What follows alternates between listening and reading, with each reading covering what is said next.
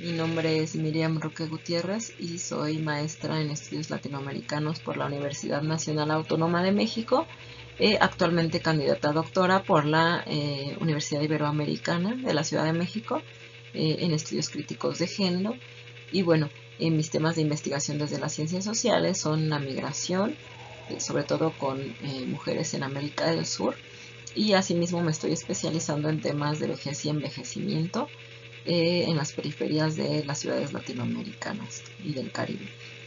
Y bueno, me encanta mucho que me hayan invitado a este diplomado, sobre todo porque me complace intercambiar experiencias con personas como ustedes que están estudiando medicina.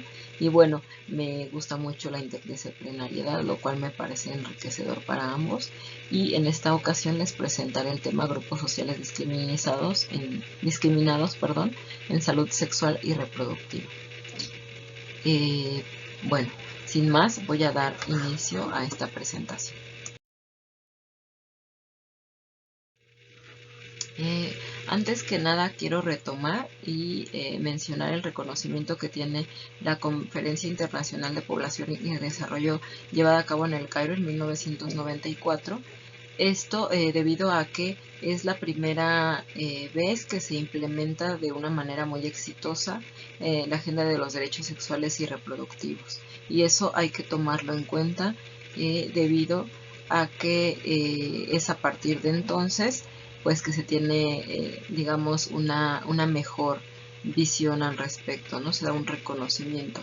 Y pues también agradecer al movimiento de mujeres y especialmente a las mujeres de nuestra región, y otros movimientos, ¿no? Como lo son los movimientos que sobre todo surgen en los 70s, que son el movimiento indigenista, el movimiento afrodescendiente, y asimismo el reconocimiento de la implicancia que tiene la pobreza en el desarrollo, como se le ha nombrado, de nuestros países, ¿no? Y bueno, también la plataforma de Beijing es un principal antecedente para que las mujeres feministas llegaran al Cairo en el 94, ¿no? A exigir que esta agenda pues se reconociera.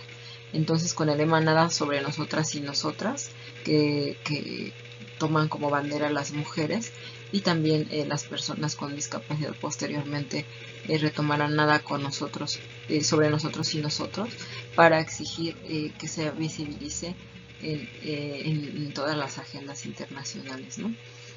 Para el año de 2013 entonces se aprueba también la Agenda 2030 para el Desarrollo, los 17 ODS que conocemos. Y bueno, un logro es que en estos 17 objetivos se ha transversalizado pues el tema de género, y asimismo en 3 de ellos pues hay una relación directa con la salud y los derechos sexuales y reproductivos, ¿no? Como son el objetivo tercero sobre salud y bienestar, el objetivo quinto sobre género y el objetivo décimo sobre igualdad, ¿no? Lo cual es sumamente interesante.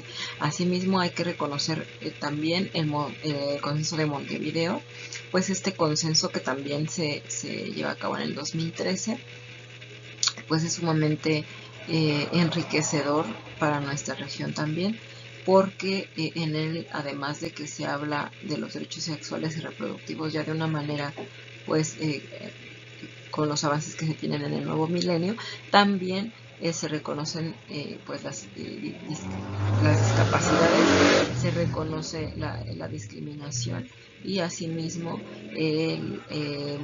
pues las poblaciones indígenas y afrodescendientes tienen fuerte presencia en el mismo, ¿no? Es un consenso pues muy prometedor, y que creo que debemos de tomar más en cuenta, considerarlo en nuestros países, en las instituciones, y pues asimismo hacer mano para que nuestros gobiernos lo tengan presente todo el tiempo, ¿no?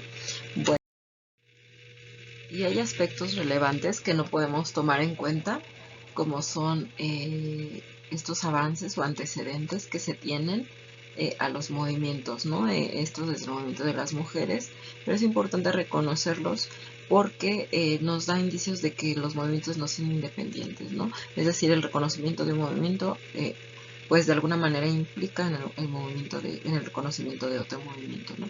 Y es así como, por ejemplo, el 28 de mayo, que es el Día por la Salud de las Mujeres, pues ha tenido fuerte incidencia de la red de salud de las mujeres latinoamericanas y del Caribe, junto con la Red Global por los Derechos Reproductivos, ¿no? Y ese día se dice que nosotras podemos tener autonomía, ¿no? Es un reconocimiento a la autonomía de los cuerpos femeninos, pero que también de alguna manera pues empuja al reconocimiento de otras corporalidades que han sido negadas históricamente, ¿no?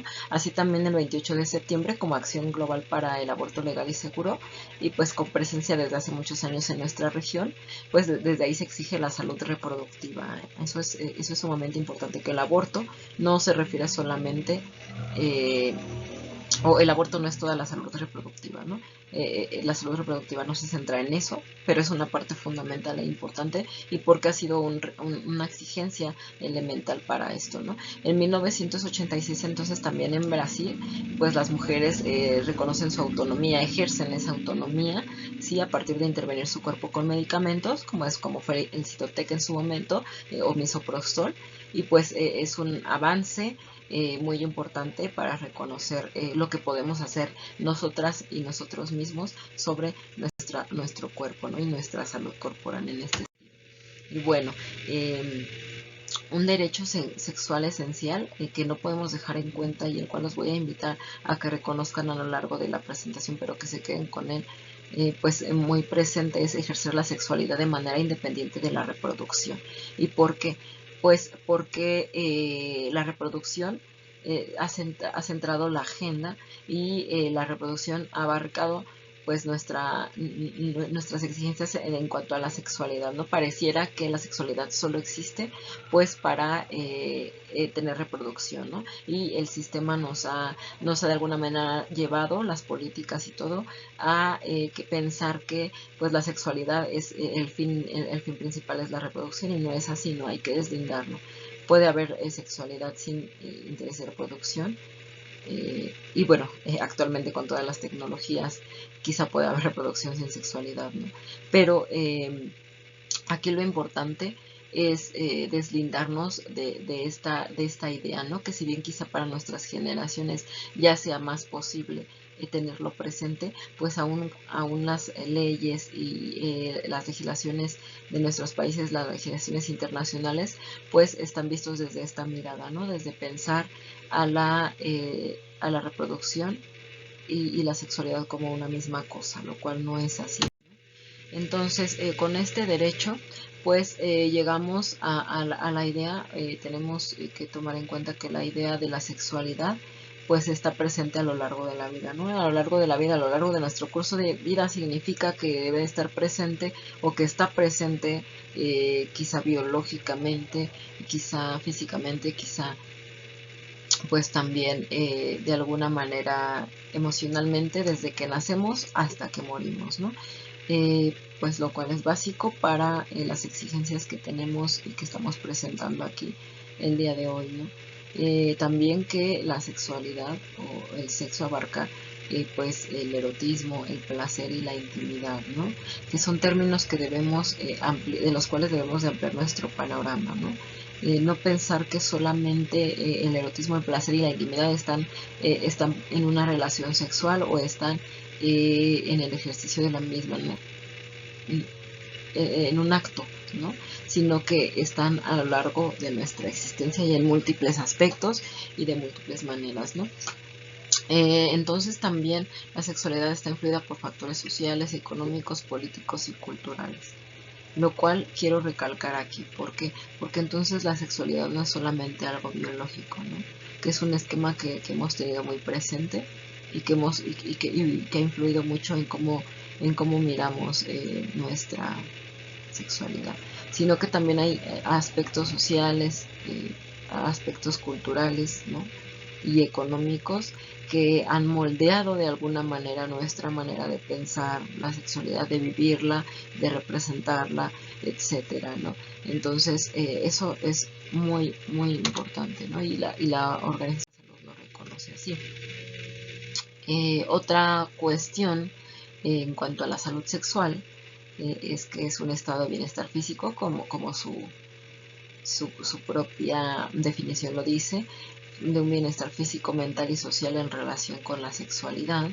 Y en este sentido, entonces hablamos de pues de una condición física y que los juicios deben de estar fuera, ¿no? Que no deben de ser un impedimento para llegar a ella, y que entonces también al tener libertad de coacción, de discriminación y no violencia, pues no debe de importar nuestra condición física o corporal, ¿no?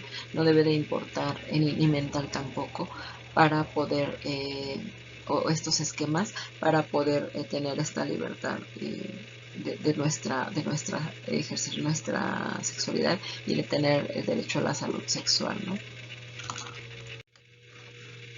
En cuanto a los derechos sexuales, la autonomía y la seguridad de la persona. Esto es importante porque aquí da pie a la decisión, a la privacidad, a la libertad de goce, libertad de realización, ¿no? Igualdad y no discriminación. Pues esto nos invita a que acceder a la salud, las instituciones no antepongan discursos de menosprecio e invalidación de personas al momento pues de tener ese acceso, ¿no? No ser sometido a tratos crueles, inhumanos o degradantes. Por ejemplo, aquí tenemos el alquiler de vientres, ¿no? O las dietas extremas, la explotación corporal. En todo momento, pues un derecho a nuestra salud sexual es tener esta privacidad y esta libre decisión, ¿no? Y no ser violentados. Ningún cuerpo tiene ni debe de ser violentado, ¿no? Y se dan mucho estas prácticas, las cuales son muy invisibles desafortunadamente, y se habla muy poco de ellas, ¿no? Pero que se dan y que existen, y que si no se ven, no se hacen visibles, pues es porque esta cuestión, pues estos imaginarios nos han obligado a ignorarlos, ¿no? Pero que ahí están presentes, ¿no? El derecho a decidir el número de hijos, lo cual también va ligado al derecho a la información y la educación. Y aquí los focos rojos son pues sobre todo en cuestión de que la lengua y los propios medios de comunicación que utilice cada grupo son importantes. Es decir, que en todas las instituciones haya, por ejemplo, traductores, ¿no? O que haya especialistas con ciertos grupos, ¿no? Por ejemplo, el braille, ¿no? O por ejemplo, el lenguaje de señas en todas las instituciones y en las instituciones de salud, sumamente importante y una exigencia que debemos de tener. Y pues otra cosa, ¿no? Con el desarrollo tecnológico, las personas mayores pues muy poco tienen este acceso a la información, porque ya todo está digitalizado, ¿no? Y no debemos olvidar el analfabetismo que aún hay en nuestras comunidades. Pues en este sentido también es importante entonces la lengua que hablan o el idioma que hablan las comunidades indígenas de nuestros países o las personas migrantes que, por ejemplo, en México y en Chile es un tema fundamental, las personas migrantes que no tienen traductores en las instituciones, y esto pues impide, ¿no?, su acceso a la salud y pues sobre todo también a la salud sexual y a la salud reproductiva, ¿no? Y asimismo la reparación efectiva en caso de violación. También por eso se debe de tener especialistas que puedan comunicarse con las víctimas, ¿no? Y para que ellas puedan acceder a su derecho, ¿no? Y eso muy poco lo hemos tomado en cuenta, al menos en México muy poco se accede fuera de las ciudades, sobre todo a estos derechos.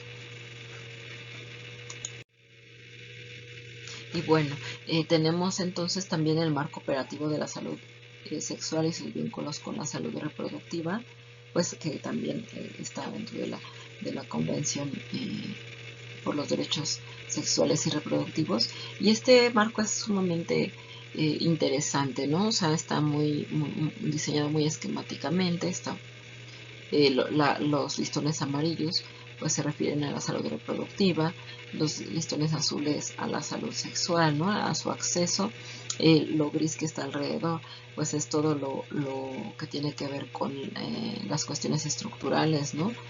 Como son las normas culturales y sociales, las desigualdades socioeconómicas y de género, los derechos humanos, las leyes políticas, los reglamentos y estrategias que cada población tiene, cada país, cada gobierno. Y dentro de estos listones grises, que pues es el fundamento de los principios rectores, tenemos uno muy importante, que es la diversidad de necesidades a lo largo de la vida y en las poblaciones, ¿no? Y como ya les mencionaba, tener en cuenta que la salud sexual y la salud reproductiva están presentes a lo largo de la vida, o deben estarlo, ya es un gran avance, ¿no? Es un gran logro para nuestras poblaciones y para nuestra época. Sin embargo, dentro de este marco, pues en las intervenciones se considera la educación a cualquier edad, pero se resalta o hace hincapié en que estará presente desde el nivel básico hasta el nivel universitario. Entonces deja muy por fuera a las personas o a las edades en las que las personas no están dentro de la educación formal, ¿no? Y eso ya es un foco de alerta, ¿no? Por un lado están reconociendo, pero por el otro lado nos está exigiendo que a lo largo de la vida significa aún fuera de las instituciones formales de educación. También en ningún apartado hace mención de capacidades alternativas o personas con discapacidad, ¿no? En ningún momento menciona a estos grupos, ¿no? Por lo cual entonces pues ya los está dejando fuera, ¿no? De antemano. Y dentro de las intervenciones hace mención que además de las consecuencias psicosociales que sufren las personas que no pueden tener hijos, los efectos de la esterilidad pueden ser de gran alcance. La incapacidad de procrear puede causar problemas conyugales, divorcios, aislamiento de la familia o la comunidad. Y también que la esterilidad involuntaria o no deseada aumenta la probabilidad de que se produzcan episodios de violencia de pareja. Esto es esencial y lo estoy tomando en cuenta aquí por un factor primordial, al menos que yo considero, ¿no? Que está colocando, digamos, estas cuestiones de violencia, de discriminación en la condición del sujeto en sí, ¿no? O sea, es decir, está diciendo que pues si una persona es infértil o no puede reproducirse, tiene incapacidad para hacerlo, entonces de antemano ya es sujeto de vulnerabilidad, y que de antemano ya es sujeto pues de tener episodios de violencia y de alguna manera de no ser pleno, ¿no? En una sociedad, lo cual no es responsabilidad ni del sujeto, ni tampoco quiere decir que por su condición en automático se coloque en esta situación, ¿no? Sino que son los mismos contextos, las mismas creencias que hay alrededor de nosotros los que nos ponen, digamos, nos vulneran, ¿no? En nuestras sociedades. No tendría por qué sentirse mal una persona que no puede tener hijos solamente por no tenerlos. O sea, si nosotros reconociéramos las distintas capacidades y la diversidad de cuerpos, no tendría por qué ser un problema. Sin embargo, lo es por todos los imaginarios que hay alrededor. Y entonces esta declaración en la mención de esta intervención nos está diciendo eso, ¿no? Entonces por eso lo estoy colocando aquí, ¿no? Porque entonces cualquier cuerpo que salga de la norma, pues pareciera que por salirse de ello, entonces automáticamente se va a sentir así, lo cual no es precisamente pues como se debe de concebir la discriminación en este caso. Bueno, ¿qué es la discriminación? La Real Academia Española nos dice que es acción y efecto de discriminar, lo cual no dice nada, pero si vamos a qué es discriminar, pues es dar un trato desigual a una persona o colectividad por motivos raciales o religiosos o políticos, o de sexo, de edad o de condición física o mental, ¿no? Pues es tratar a una persona, menospreciarla, ¿no? O lo contrario sería creer que yo valgo más porque otras personas estoy en superioridad a comparación de otras personas, ¿no?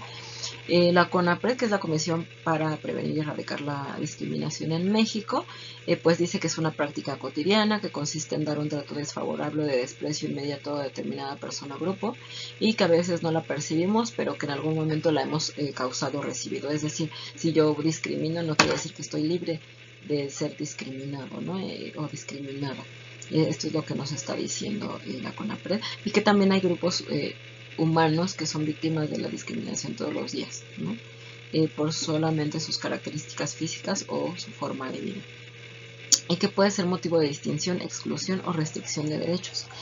En lo personal, a mí esta definición me agrada más. ¿Por qué? Porque habla de que es una práctica cotidiana, eso es decir, es una práctica constante. Es decir, que si en un grupo social, por ejemplo, se tiene la idea de que las personas de comunidades indígenas pertenecientes a ellas pues valen menos o de alguna manera son inferiores a nosotros, pues en muchos espacios y en muchas instituciones en las que se presenten van a estar discriminadas constantemente, ¿no? Y que hay grupos humanos como tal, entonces que son proclives a estas exclusiones, ¿no? Y pues podemos hablar de múltiples grupos, como mencionábamos, ¿no? Las personas migrantes, las personas afrodescendientes, ¿no? Las personas con discapacidad, etcétera. Y en esta presentación nos centraremos, pues, como comentado, en personas con discapacidad, en personas gordas y en personas mayores, ¿no? Y ¿qué dice la ley chilena, ¿no? La ley 20609. Dice: se entiende por discriminación arbitraria toda distinción, exclusión o restricción que carezca de justificación razonable, efectuada por agentes de Estado o particulares y que cause privación, perturbación o amenaza en el ejercicio legítimo de los derechos fundamentales. Bueno, esto a mí me causa una inquietud. ¿Por qué? Porque al introducir el término arbitrario y al hablar de una justificación razonable, pareciera que pues hay momentos en que se puede permitir o justificar esa discriminación, ¿no? O sea, cuando no se carece de una justificación razonable, entonces la discriminación está permitida. Pareciera que esto dice, ¿no? Me causa esa sensación. Por eso no es la definición que yo preferiría, ¿no? Pero también vamos a hablar de la palabra abyecto. Que según el diccionario de la Real Academia Española, la palabra abyecto proviene del latín, que significa rebajar o envilecer, y pues en este sentido abyecto es un adjetivo que designa lo despreciable, lo extremo, o también lo humillado, lo que se hiere en el orgullo. Pues es algo que califica, que designa de acuerdo con características del objeto o sujeto calificado. En este caso, ¿qué características entonces nos ponen en esta condición de abyección?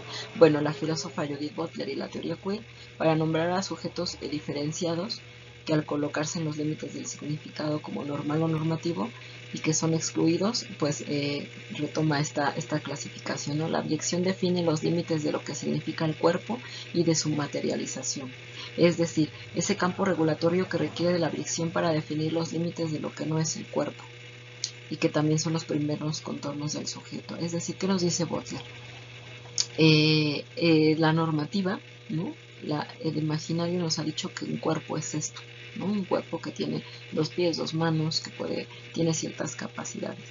Y lo que es blanco en nuestro sistema heteronormativo capitalista, ¿no? Patriarcal, pues ¿cuál es el ideal del cuerpo? Pues el cuerpo blanco, el cuerpo delgado, el cuerpo joven y el cuerpo con todas sus capacidades. Y entonces lo que no está dentro de esta idealización, pues entonces no sería un cuerpo, ¿no? Sería un cuerpo abyecto.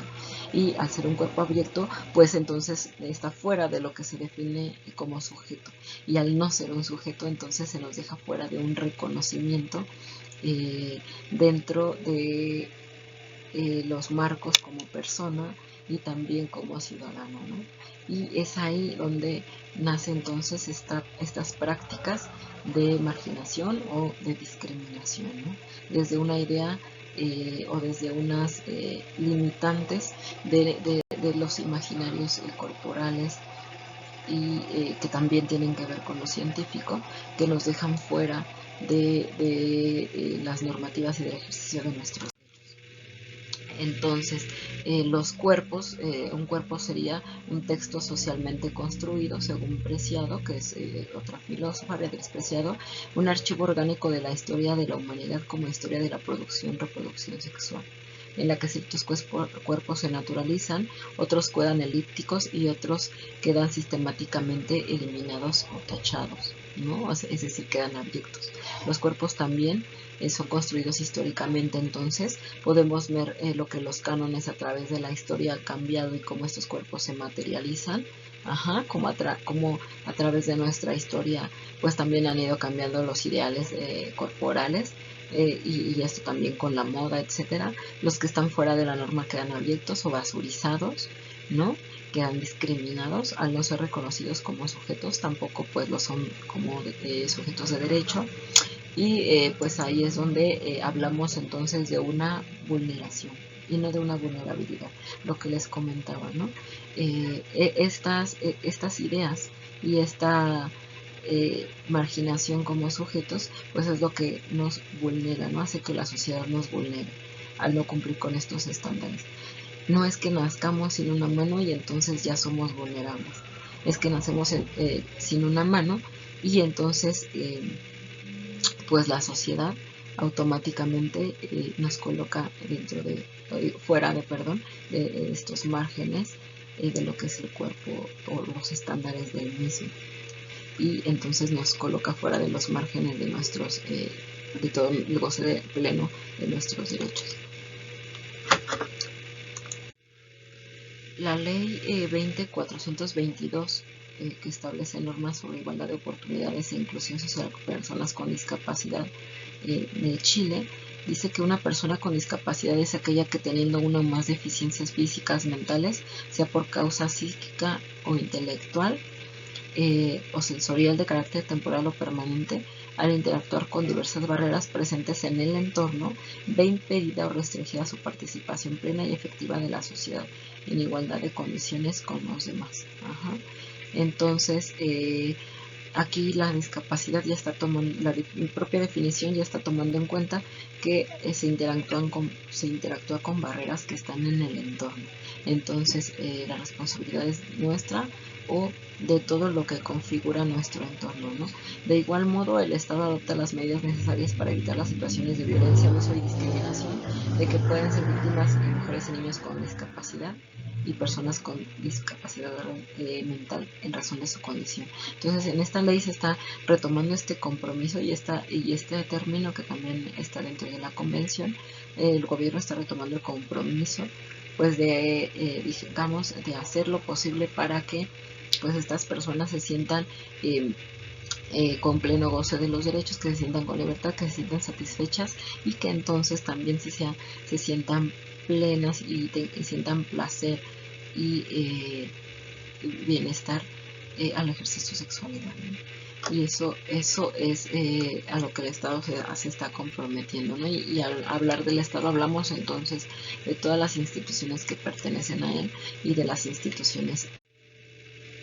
La Convención Internacional de los Derechos de las Personas con Discapacidad, que Chile ratificó el 29 de julio de 2008 y que entró en vigor en ese mismo año, pues entiende por discriminación por motivos de discapacidad cualquier distinción, exclusión o restricción por motivos de discapacidad que tenga el propósito o el efecto de obstaculizar o dejar sin efecto el reconocimiento, goce o ejercicio en igualdad de condiciones de todos los derechos humanos y libertades fundamentales en los ámbitos político, económico, social, cultural, civil o de otro tipo.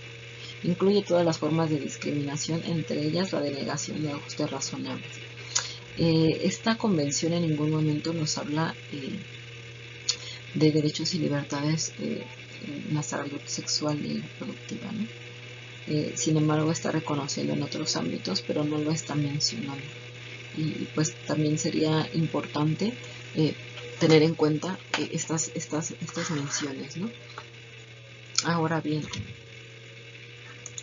¿y qué nos dice de esto la teoría CRIP?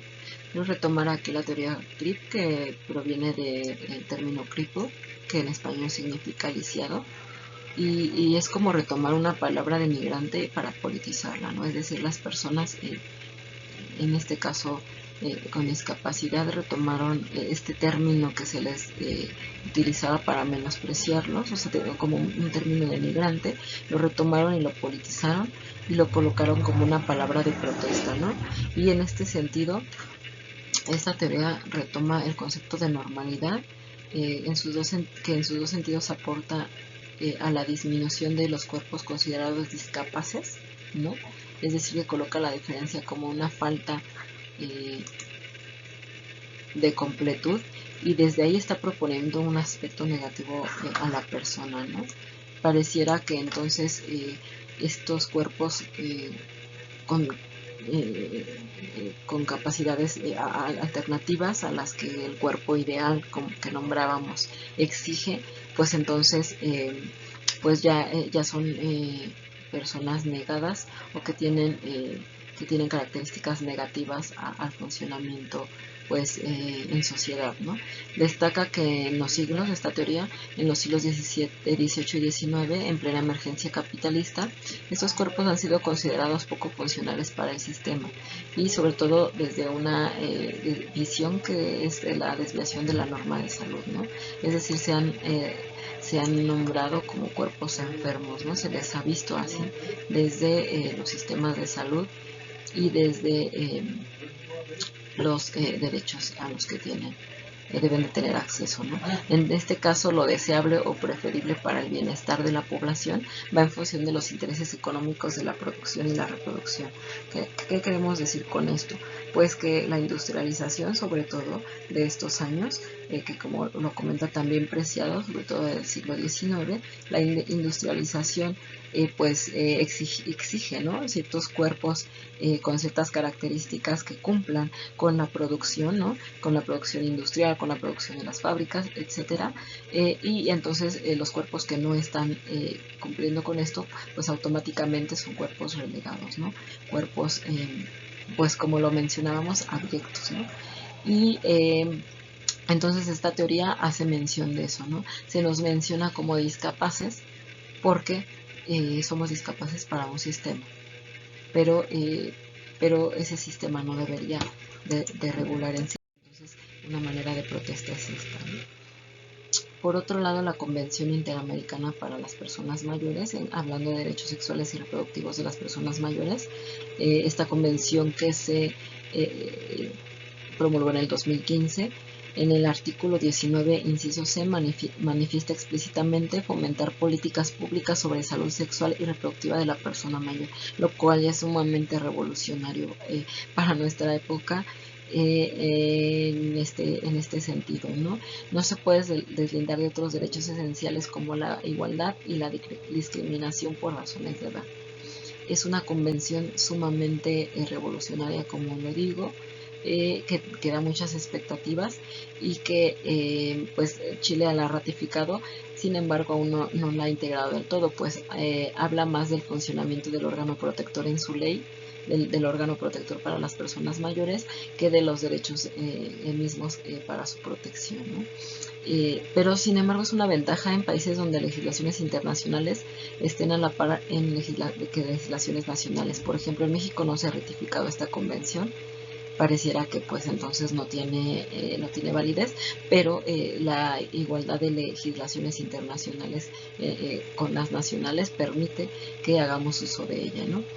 Y entonces está reconociendo de antemano que las personas mayores tienen derecho a su salud sexual y a su salud reproductiva, lo cual es, como mencionaba, muy alentador, y que debemos de conocer en su profundidad qué significa esto, qué significa la convención, y sobre todo para las instituciones con las que tenemos interacciones, ¿no?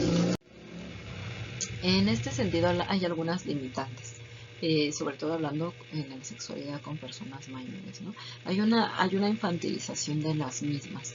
Entonces, al verlos como niños, que muchas veces lo hacemos, y lo hace mucho el Estado, se ve a las personas mayores como niños, como que regresaron a la infancia, como que se comportan como tales, y esto no permite ver entonces que aún tienen la necesidad del goce de sus derechos sexuales, ¿no?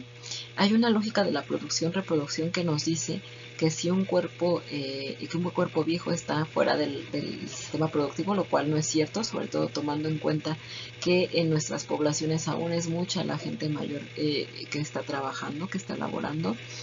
y fuera de la reproducción, lo cual tiene que ver con la idea de la menopausia, sobre todo en las mujeres, ¿no?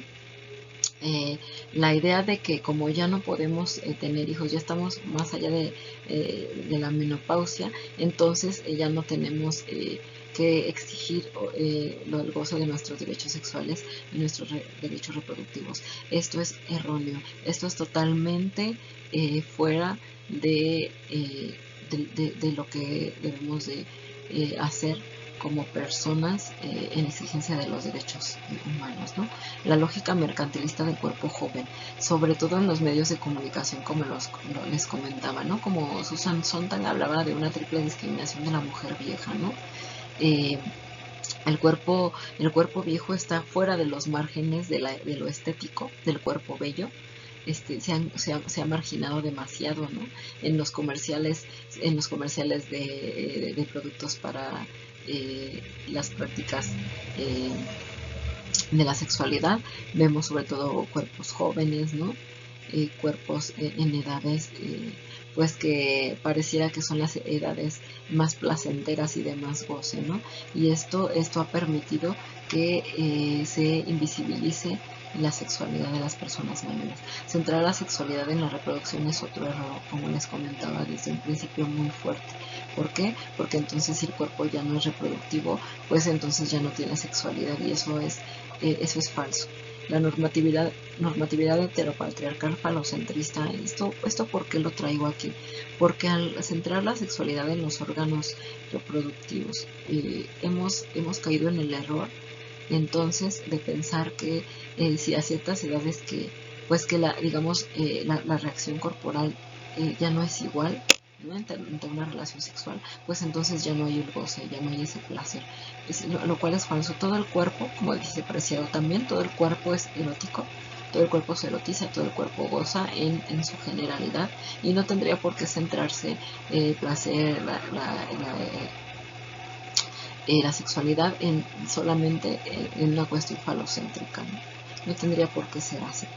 Y eso no ha permitido que veamos lo que hay más allá, y de hecho también ha permitido una violencia, autoviolencia de las personas mayores. Muchas de ellas pues piensan que por ser mayores ya no pueden tener una sexualidad placentera, o que ya no pueden tener incluso una relación porque su cuerpo ya no es útil para esto, lo cual también debemos de cambiar el discurso para no caer en esta negación. Entonces, la sexualidad de las personas gordas.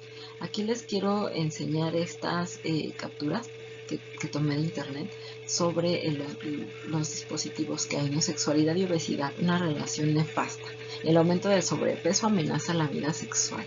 Eso nos invita a pensar entonces que una persona con sobrepeso, o una persona obesa y una persona gorda, que no es lo mismo, y eso lo sabemos, sin embargo los metemos en el mismo cajón a todo, y todo lo vemos desde la misma óptica médica, ¿no? Entonces son cuerpos enfermos, son cuerpos que están mal, y es una relación nefasta con la sexualidad. Pareciera que un cuerpo, por ser un cuerpo gordo, no se puede erotizar, no puede llevar a cabo una sexualidad plena, y en este sentido también entonces se les niegan los derechos, o se ponen ante ellos ciertos dispositivos o ciertas narrativas que les niegan estos derechos, ¿no? La obesidad no es lo mismo que gordura, y eso debe quedar muy claro, ¿no? En nuestros países la fisionomía también es diversa debido a nuestro mestizaje múltiple, ¿no? No todos los cuerpos somos iguales, y a veces, sobre todo, por ejemplo, acá en México, pues que hay aún poblaciones de ascendencia indígena, poblaciones, pues un buen número de ellas, pues hay mujeres y hombres de una estatura muy baja, de cuerpo fornido, y entonces se ponen, ¿no?, en el cajón de una persona, pues una persona gorda, y se les ve de una manera denigrante y de una manera racista, ¿no? Aquí también el colonialismo que se nos ha impuesto en esta idea del cuerpo ideal. El colonialismo es muy fuerte, ¿no? Una persona morena, una persona con una fisionomía gruesa, pues entonces ya está fuera de la norma, ¿no? ¿Y qué juicios hay entonces en ello, no? Hay juicios que están incluso institucionalizados. Por ejemplo, las propias instituciones y también las de salud, como lo fue en un caso que hubo acá a raíz de la pandemia, que no se reconoce el carácter social, económico, político y cultural de la anatomía corporal. ¿Esto qué quiere decir? Que el cuerpo, la persona gorda no es gorda porque quiere y ya, ¿no? Como menciono, hay cuestiones culturales, hereditarias incluso, pero también hay cuestiones económicas y políticas muy fuertes. Por ejemplo, en nuestras ciudades, sobre todo en nuestras metrópolis, eh, donde, por ejemplo, en la Ciudad de México hay personas que de las periferias principalmente, que les lleva 2 horas ir a su trabajo y otras 2 horas o 3 en regresar de su trabajo. Estamos hablando de 4 o 5 horas a estar en un transporte público, lo cual no permite tener una alimentación sana, y también los bajos ingresos pues no permiten, por ejemplo, cada vez hacer una dieta es más cara, ¿no? Entonces tampoco permiten en nuestros ingresos tener esa alimentación que pues la propia institución de salud está exigiendo, ¿no? O nos está invitando, lo cual no es un error, pero debemos de tener en cuenta todo el marco, ¿no? Todo el marco de lo que se ha denominado un problema y nada más una parte. Por ejemplo, en este país el programa gubernamental mantiene 3 aspectos que devuelven al sujeto gordo como enemigo social y lo señala, ¿no? En este caso habla de individualiza la responsabilidad, es decir, habla de la persona y tiene la responsabilidad por estar gorda, es que no se pone a dieta, es que no lleva la alimentación que debe de tener, y él no ve el resto, ¿no? Promueve la autovigilancia y la comparación respecto a la norma, es decir, todo el tiempo nos estamos sintiendo culpables por no parecernos al cuerpo delgado, ¿no? Por no llegar al peso ideal, ¿no? A la masa corporal ideal. Y todos estos dispositivos que hay alrededor. Fomenta un autocontrol o la autorregulación, presuponiendo un déficit de ello. Ajá. Es decir, entonces, si yo no puedo llevar a cabo esa dieta, si yo no puedo cumplir con esta estética, entonces yo estoy mal, ¿no? Yo no soy ni siquiera una ciudadana responsable, ¿no? Porque no puedo alcanzar estos estándares que se me están imponiendo. E insisto, no es que no haya problemas, no es que queramos esconder los problemas de salud que de repente tienen que ver pues con los alimentos, con lo que no comen. Sin embargo, no son solo los cuerpos gordos los que pueden estar en estas condiciones, y no todos los cuerpos gordos quiere decir que tengan una mala alimentación tampoco. Hay gordura por otros elementos, y ellos tienen todo cuerpo tiene el derecho a gozar su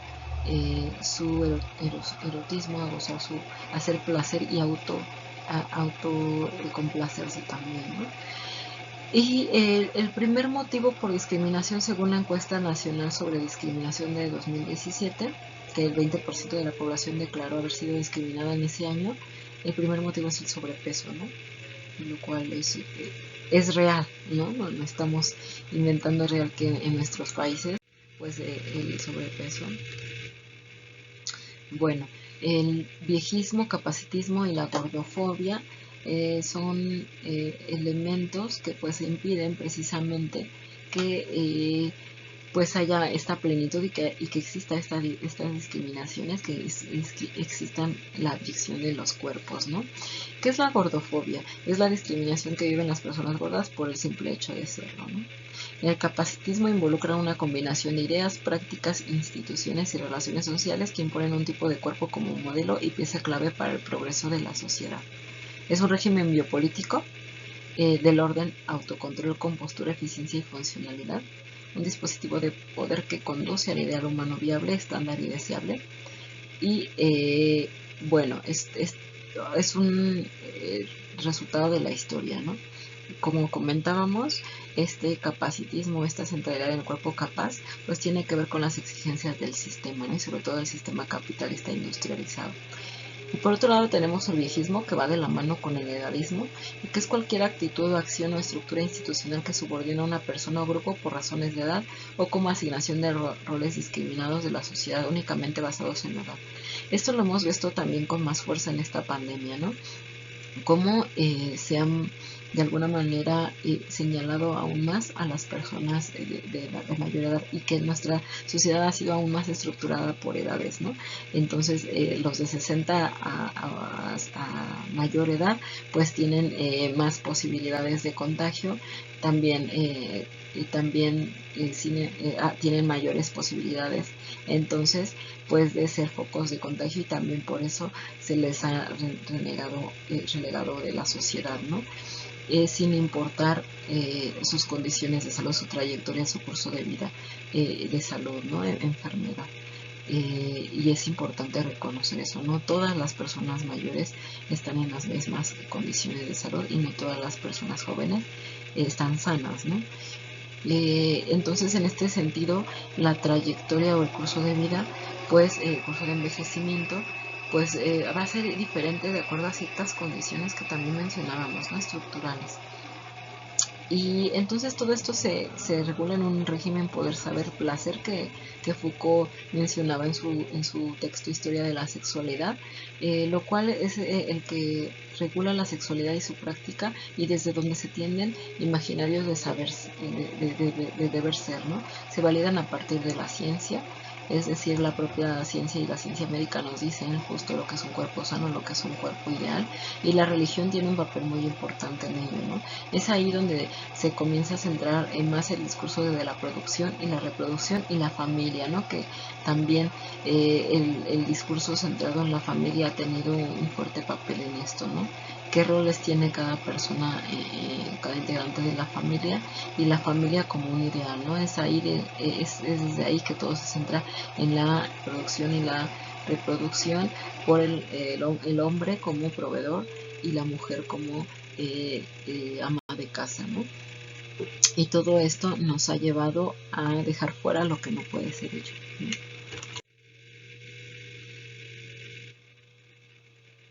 Entonces, desde este régimen eh, que les mencionaba, pues tenemos acá estas flechitas que pues yo las he colocado, y con la idea de esquematizar un poco cómo he tratado de describir aquí el funcionamiento de esto. Dentro del sistema, los imaginarios y prejuicios que están empapados de una lógica centrada en la producción-reproducción, y esto nos lleva a la vulneración por medio de la abyección, ¿no?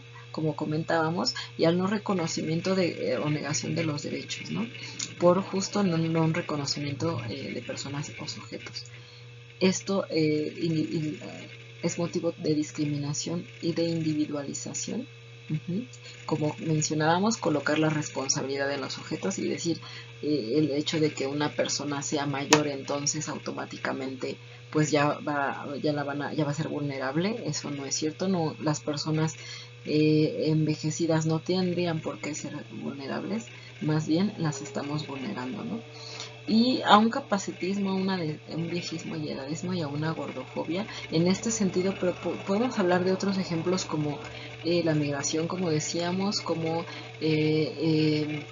la discriminación a sujetos de calle, sujetos en situación de calle, lo cual tendría que ver con un racismo, también con un capacitismo y con una idea centrada en la producción de los cuerpos productivos, los cuerpos que sus vidas son válidas, ¿no? Como diría Butler, entonces qué vidas son válidas y qué vidas no lo son. Y esa pregunta es importante no dejarla de lado, ¿no? ¿Qué placeres entonces son importantes y qué placeres no lo han sido para el sistema, ¿no?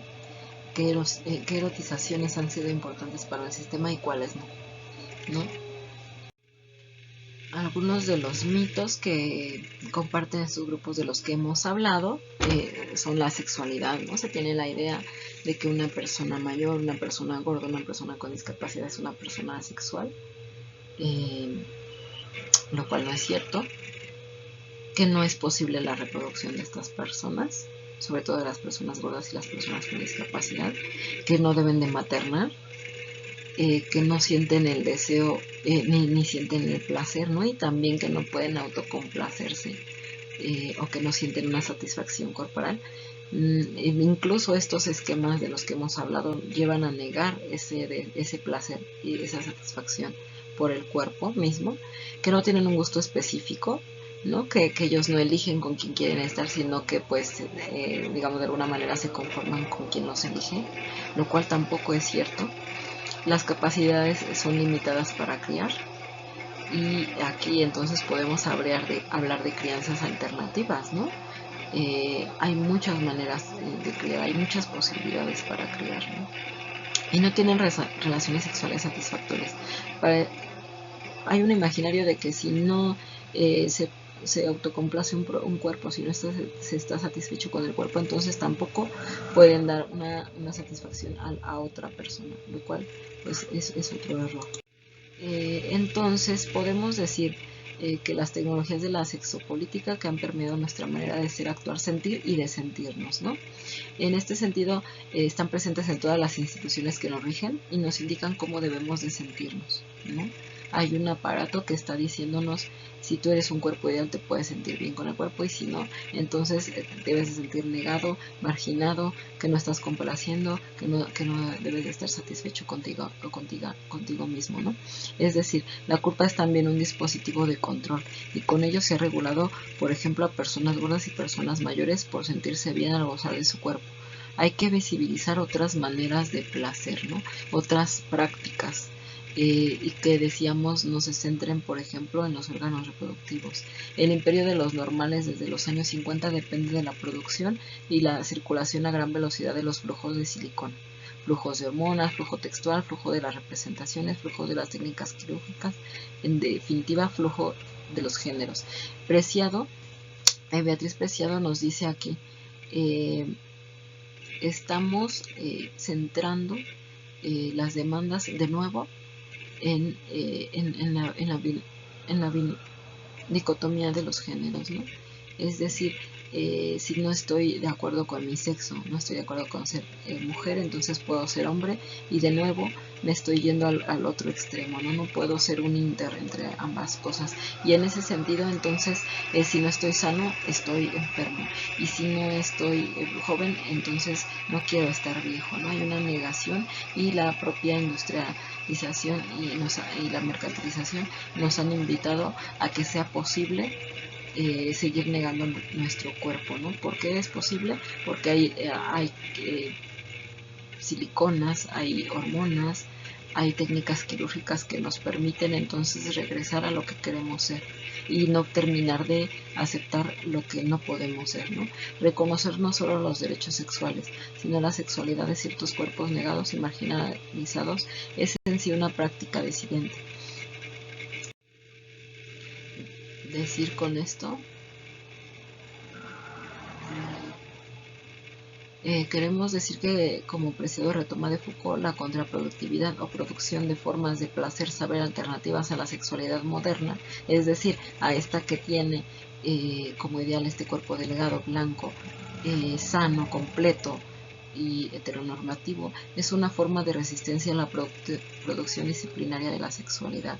Entonces, comenzar a reconocer estas otras maneras de llevar a cabo nuestra sexualidad, de complacernos, es en sí una práctica disidente, y como personal médico y como estudiosos de ciertas prácticas corporales y de ciertos aspectos de la anatomía, entonces debemos de comenzar a ver otras alternativas para no centrarnos en los marcos que han hecho posibles estas discriminaciones. Es importante reconocer los cuerpos en sus capacidades diversas. Eso una invitación que les hago a no centrarnos en este cuerpo ideal. La salud reproductiva está ligada a la salud sexual, pero no son lo mismo, lo que desde un principio pues habíamos comentado, y que aquí retomamos: tener un enfoque crítico ante las leyes nacionales e internacionales sobre salud sexual y reproductiva, y saber aprovechar y reconocer sus vacíos. Es decir, tenemos avances que hemos presentado aquí, los cuales son importantes y debemos de conocer desde ya, porque estamos en interacción constante con N personas, y debemos de ser portadores y reconocedores de sus derechos, y debemos de saber aprovechar estas legislaciones, pero también podemos ser críticos ante ellas, ¿no? Porque solamente así se van a enriquecer y van a avanzar. Como mencionábamos, están estas convenciones, pero les hace falta aquello. Sin embargo, eso no quiere decir que no nos sean útiles y que no debamos de conocerlas y hacer lo posible porque las instituciones las reconozcan, ¿no? Existen otros cuerpos marginados en el sistema de salud, los cuales nunca debemos de dejar de tomar en cuenta, y como son las personas migrantes o las personas en situación de calle. No todo se limita a lo que hemos presentado aquí, a estos 3 grupos, sino que hay muchísimas más personas discriminadas y de las cuales sus derechos sexuales y reproductivos han sido negados. Finalmente les dejo las fuentes que he consultado, agradeciendo nuevamente a los organizadores de este diplomado por la invitación. Bueno, esperando les sea útil lo que hemos compartido aquí y que sea igual enriquecedor para ustedes que para mí. Pues les agradezco mucho, les envío un abrazo, que tengan mucho éxito en sus trayectorias.